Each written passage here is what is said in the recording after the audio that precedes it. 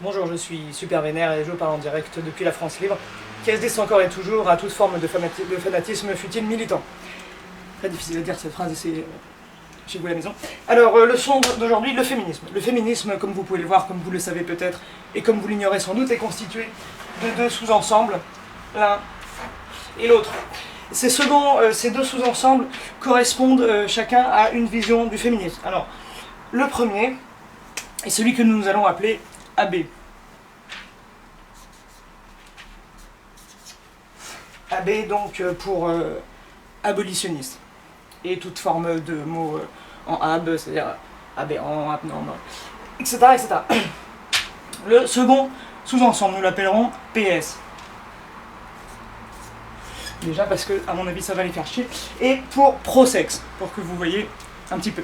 Alors, ce qui les sépare complètement, c'est la prostitution. Hein. Les uns sont pour l'abolition de la prostitution, les autres sont pour la légalisation de la prostitution, et cela les distingue donc complètement.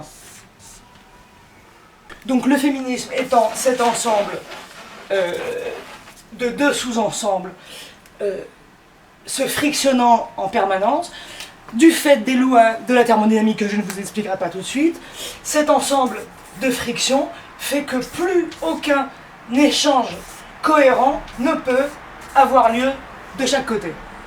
Alors pour vous donner un exemple concret de ces débats et de ces frictions, complètement irrationnels, hein, rassurez-vous, rien n'est rationnel là-dedans, si une des personnes de ce mouvement-là parle par exemple du coït comme étant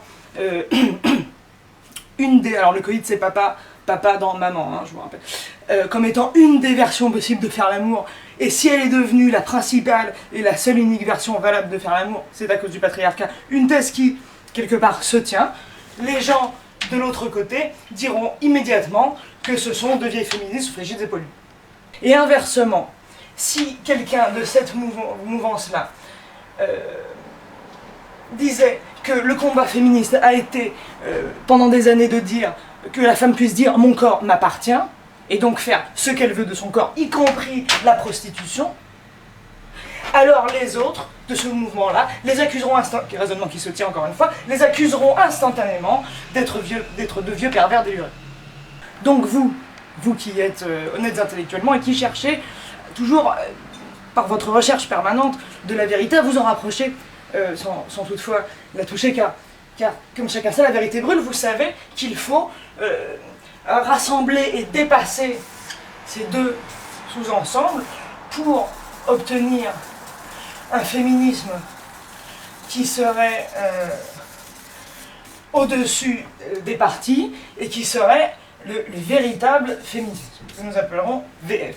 Nous verrons dans ce cours comment l'obtenir, et bien sûr nous allons l'obtenir d'une part par la réunification des deux pensées AB et PS, mais aussi par la technique que je vais vous fournir, la technique du IDGAF. Alors cette technique du IDGAF, quelle est-elle, hein, que veut-elle dire? Elle veut dire tout simplement en anglais I don't give a fuck. Voilà, que j'écris de manière complètement phonétique, comme vous pouvez le voir. Alors, pourquoi I don't give a fuck? Parce que de ces deux sous-ensembles, en fait, je n'ai rien à foutre. Hein, et la pensée, qui est la véritable pensée, le véritable féminisme, mais qui pourrait être la véritable pensée, hein, car ça marche avec absolument tout, on doit bien se dire que les peurs irrationnelles des uns et des autres, on en a rien à foutre. Mémotechnique, IDGAF, I don't give a fuck, ou QJEAF, c'est-à-dire qu'est-ce j'en ai à foutre. Voilà. Donc, vous dites bien ça tout le temps en permanence, vous essayez donc de penser par vous-même.